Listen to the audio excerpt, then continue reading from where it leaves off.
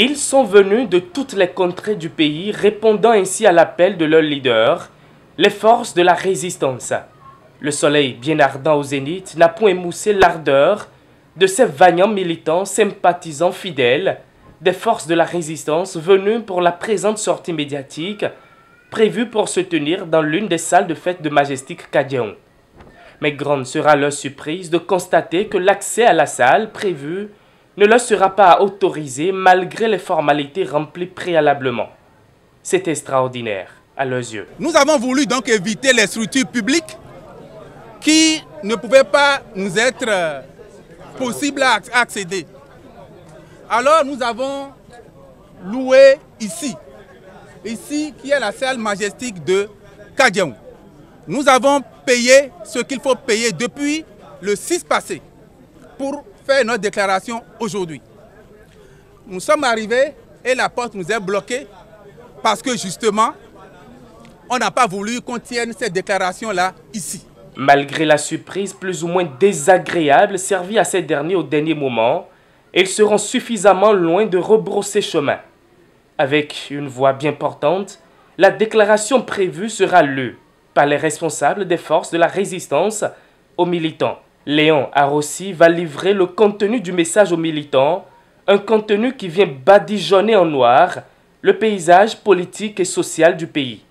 Entre autres, on peut citer. Nous sommes dans les fers et nous n'avons pas d'autre choix que de les défaire.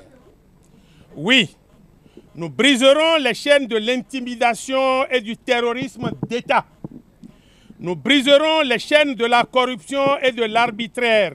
Le Bénin, aujourd'hui, n'est plus seulement en crise de démocratie, il est, et de façon ostensible et ostentatoire, confiné au désespoir, à l'impasse et au chaos. Depuis avril 2016, le Bénin ploie sous le poids de la dictature des lois personnelles du régime de Talon, qui s'obstine à ne pas entendre raison et le bon sens, que suggèrent pourtant les événements qui s'enchaînent les uns après les autres, pour démontrer à suffisance que l'État est devenu déliquescent, compromettant ainsi notre présent et notre futur, ainsi que la crédibilité internationale de notre pays et notre économie, désormais en lambeaux avec son corollaire, la misère sur tous les visages.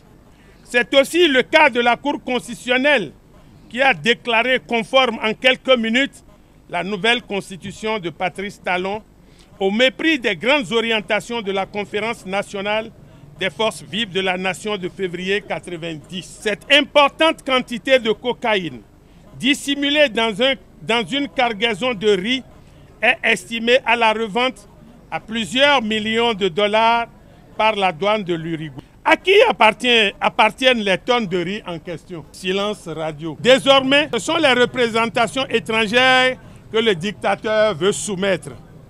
Qu'elles ne s'en meuvent guère. La fermeture des frontières du Nigeria constitue un gros problème que le gouvernement n'arrive pas à résoudre. Des milliers de jeunes sont jetés à la rue sous la honteuse justification des réformes. Sur les lieux, pas un seul agent du centre, encore moins les forces de l'ordre.